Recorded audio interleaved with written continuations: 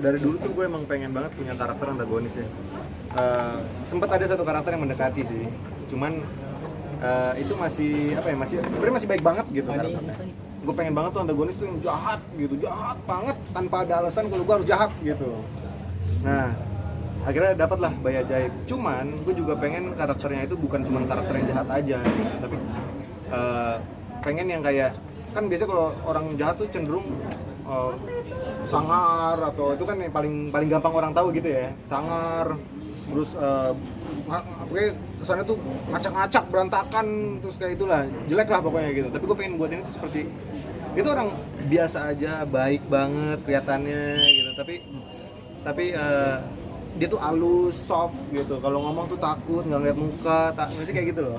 Pengennya seperti itu gitu, dan antitesis dari orang jahat gitu. Tapi sebenarnya dia jahat banget gitu. Nah itu sih. Ya dapat kesempatan sama Bang Rako bisa pakai karakter seperti itu juga di Bayi Ajaib. Ya akhirnya jalan, dan semoga sesuai sama apa yang gue bayangkan ya, karena gue juga belum nonton sih gitu. Risetnya gimana Mas Adi Pak nih? Sempat observasi juga. Iya, Bang Rako juga ngasih beberapa referensi film sih ke gue.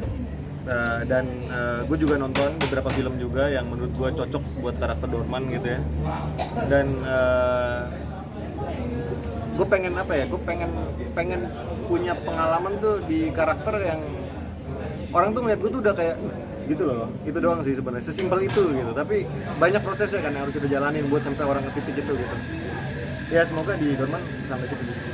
Dan mungkin challenge sendiri nih Mas, memerankan karakter yang perdana nih sebagai yang challenge-nya apa? Ya challenge sebenarnya kalau buat gue pribadi lebih mudah mainin antagonis daripada protagonis. Karena antagonis itu secara lingkaran dia tuh lebih luas gitu. Kalau protagonis kan tuh terbatas sama lu harus sopan, lu harus baik, lu harus, maksudnya banyak garis-garis yang nggak bisa lo lewatin gitu kan. Tapi kalau antagonis itu kan sesuka hati lu sebenarnya, lu mau ngapain aja. Berarti kayak lu udah menjadi orang yang bermasalah. Jadi kalau lu bikin masalah ya nggak masalah gitu kan. Karena batasnya itu besar gitu.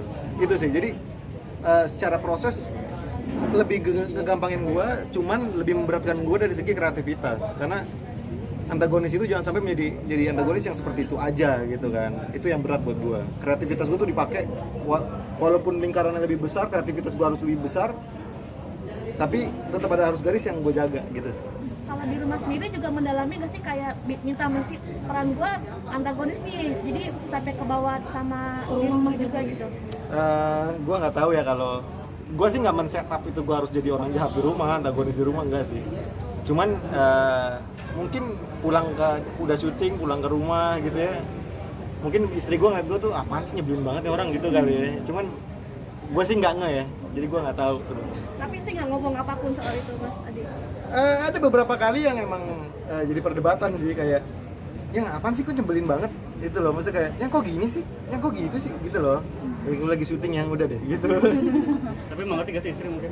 Iya dia ngerti lah, maksudnya bukan sekali dua kali gue pulang ke rumah bawa muka yang seperti apa gitu ya. Jadi emang kayak dia udah paham gitu, dan dia tahu nih kerjaan gue bahagia ngelakuin kerjaan gue, jadi kayak dia aman-aman aja. Tapi ada kita soal ini pasti kalau pulang ke rumah yang beda, katanya kalau filmnya suka tempelan atau apa gitu. Oh enggak, gue kayaknya terlalu cuek ya, sampai gue nggak bisa ngerasain, gue nggak bisa tahu kalau gue ketempelan atau enggak. Intinya sih bersih aja gitu sih kalau gue ya. Kalau lo kan situ sempat cerita yang mistis-mistis juga nggak sih? Ntar abisnya tanya Sarah ya. Sarah punya cerita mistisnya, soalnya dia yang mengalami itu semua. Tapi secara pribadi percaya nggak sih sama yang kayak gitu? Pribadi dan mistis. Gue percaya ya, percaya nggak percaya sih, kadang-kadang sotoy juga. Cuman gue tahu lah itu ada gitu sebenarnya. Maksudnya gue bukan yang menolak kalau gue nggak percaya gitu, enggak. Cuman ya gue tuh menutup mata tapi kadang-kadang ngintip gitu loh. Jadi kayak kadang-kadang pengen tahu tapi percaya, tapi kadang-kadang sotoy lo gitu.